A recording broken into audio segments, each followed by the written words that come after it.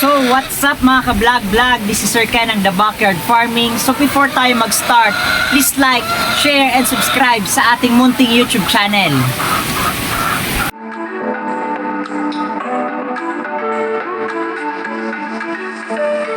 So yun nga mga ka-vlog-vlog, nandito ngayon tayo sa ating farm kung saan ang lakas ng ulan dito ngayon. Ayan o, kung mapapansin nyo, ngayon suspended yung klase dahil sa tropical depression na Christine. Ngayon, wala tayong choice kahit maulan, kahit ang sarapasan ng matulog, pero dahil may palamunin tayong mga alagang manok, kidding aside, kailangan nating patukain para sa egg production natin. So samahan nyo ako mga ka-vlog-vlog. Tara!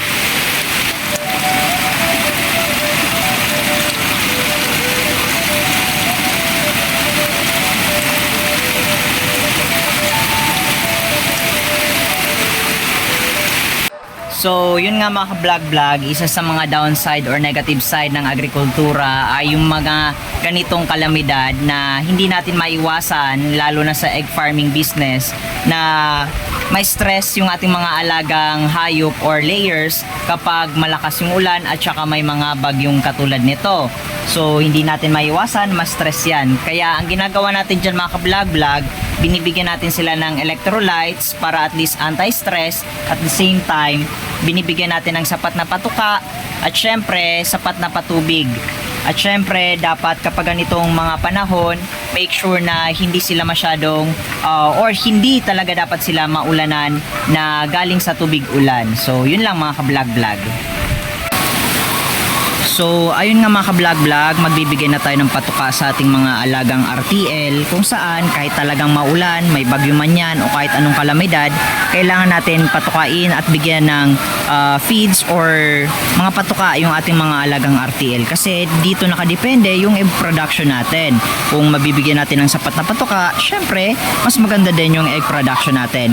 Kaya naman, iwasan natin yung tinitipid natin yung mga alagang RTL lalo na kapag during pa lang sila ng early age. Unlike doon sa mga kalna, pwede na nating bawasan yung pagbibigay ng patuka dahil mababa na din yung egg production nila para maiwasan natin yung pagkakaroon ng net loss. Sa mga patuloy na nagtatanong mga ka-vlog-vlog kung ilang kilo ng feeds ang binibigay natin sa ating mga alagang RTL, ito yung standard natin mga ka-vlog-vlog. 100 grams per head per day yung binibigay natin sa ating mga alagang RTL.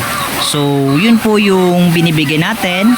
Ang binibigay naman nating brand ng feeds ay Supra Feeds Laying Mash. So, yun po mga ka-vlog-vlog yung feeding management natin sa ating mga alagang RTL.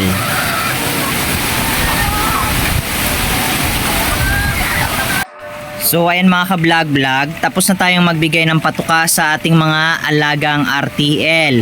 So again, kahit maulan, mainit, talagang kailangan mo silang patukain kasi yung food intake nila or feed intake nila, yun yung kino-convert nila para gawing itlog, para magbigay at mapaganda yung egg production natin mga ka-vlog-vlog. So ngayon nga, binibigyan natin sila ng laying mash para at least mag-start na silang mangitlog. At the same time, binibigyan natin sila ng sapat na vitamins at saka minerals na kailangan nila para sa egg production business.